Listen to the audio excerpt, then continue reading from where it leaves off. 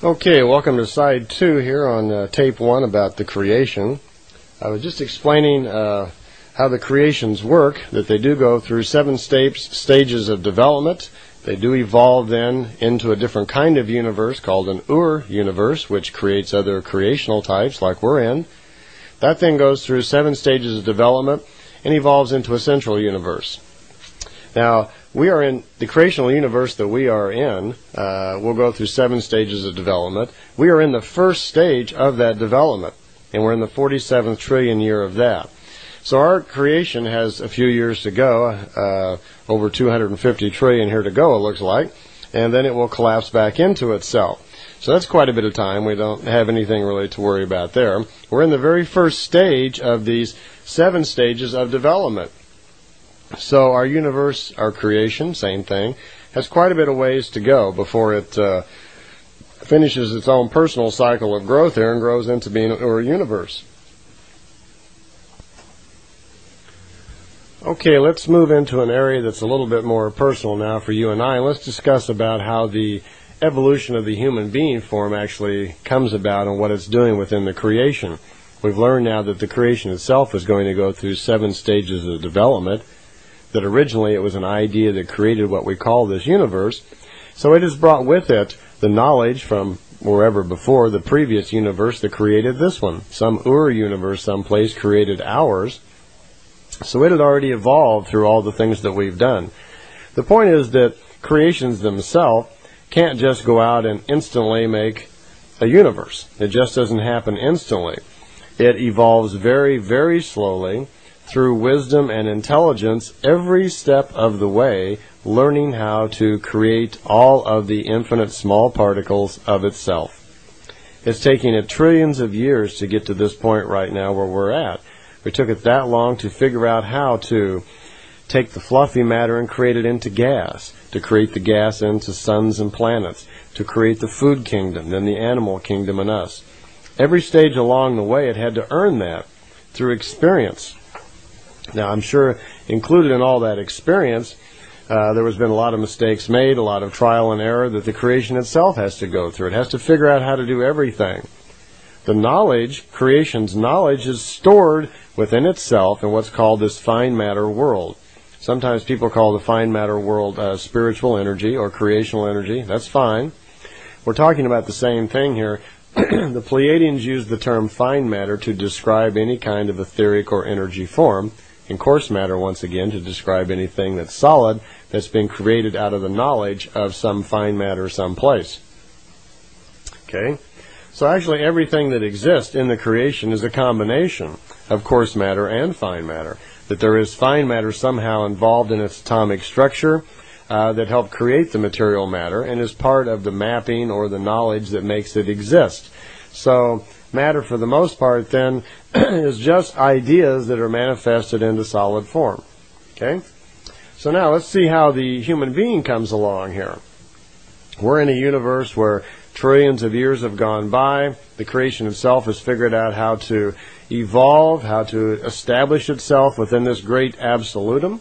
And it's figured out how to develop and evolve through these different stages. And it gets to the point now where it's going to create the first human being on the first planet someplace. That happens. I'm sure a certain amount of experimentation went into that. This first guy must have been quite a sight. If he was created out of dead animal tissue and plants, I can just imagine what this guy looked like. But the point is that this guy didn't know very much. The fine matter energy that figured out how to create him probably didn't know any more than except how to actually create a body and build a brain and put some information in it. At this point, his intelligence is very low because he has no experiences. And experiences in life, experiences in the physical form, is how we gather information.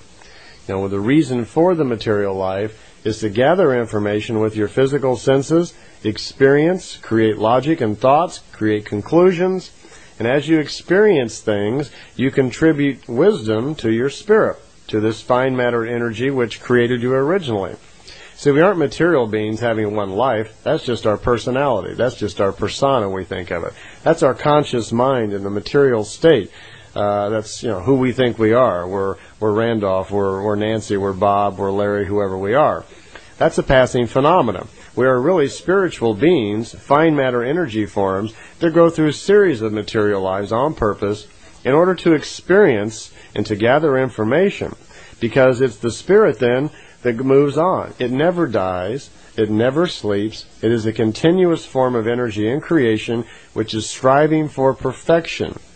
Striving for perfection means that in itself, it needs to gather all the information it can so it can also get back at one with the creation itself. It's a part piece of creation now because it was created out of creation and is still connected to it somewhat. But it needs to strive for perfection and rejoin with creation itself. We are the highest form of life form in the creation. Plants and animals, planets themselves, fluffy matter, gas, and other things can only evolve up to a certain point. So there are stages of energies in the creation. We are the highest stage of level of energy in the creation itself. And that's why we say we strive for perfection, because unlike all the other stages before us, they can only reach a certain level and that's it. We are the final stage that evolves into being again with the creation itself, which is what I'm going to go through now and explain all about our levels of development and how we get there. And it'll start making more sense to you. So we have our first guy who's come along here, been created out of dead animal tissue and plants. He's a really good-looking guy. He has practically no knowledge at all. And unlike the animal kingdom, which has instinct, where it is born into it with certain knowledges, that its spirit has certain knowledges that it puts into it for survival, the human being doesn't. He's at the very low level of his development now. He really just has no wisdom to fall back on at all. You see, as we go through material lives, the wisdom that we gain from experiences is stored in the fine matter world in our spirit. And that is carried forward so we have access to it in the following life. So as we go through numerous, multiple material lives, we start gaining wisdom from all of our experiences. And as we gain that wisdom, the spirit remembers it, and in your next material life you have access, or you might say the usage of that. That's what determines your intelligence and your ability and your aptitudes as you move forward, and begins to explain why we're all slightly different. You see, we're all on different paths, different understanding, and different things we're learning about. Okay, if we were on a Pleiadian world and we're attending class there and wanted to learn about these 7 developmental stages of human life forms, then that's what I'm going to go over right now. Billy Meier was given you might say, a listing or a kind of a printout of the 7 different levels of human life within creation. Since creation itself has created its own laws, you might say, or logic by virtue of its development, its evolution. It has figured out how to create a universe, how to create the fluffy matter, the gaseous material, and so forth. So it has earned the right, or learned all the way along on the different stages of development of different kinds of life. And the human life form is no different than anything else.